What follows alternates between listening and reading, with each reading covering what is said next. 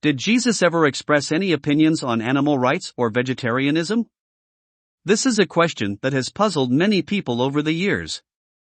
While there is no direct mention of animal rights or vegetarianism in the Bible, there are a few instances where Jesus' teachings and actions suggest that he may have had some views on these topics.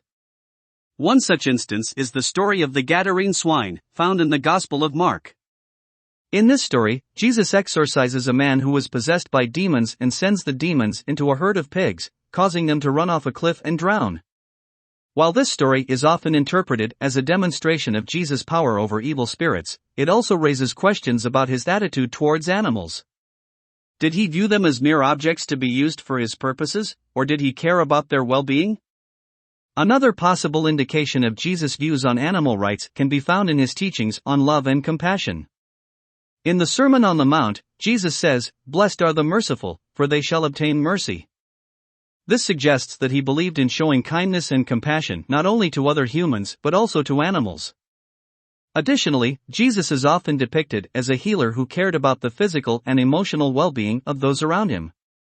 If he cared about the well-being of humans, it is possible that he also cared about the well-being of animals. As for vegetarianism, there is some evidence that Jesus may have abstained from meat. In the Gospel of Luke, there is a story about a man who invites Jesus to a dinner party.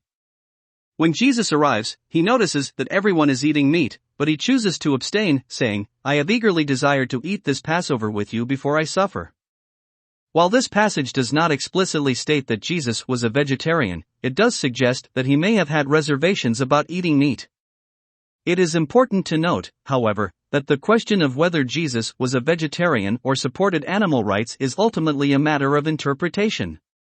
The Bible is not a straightforward guide to these issues, and different people may draw different conclusions from its teachings.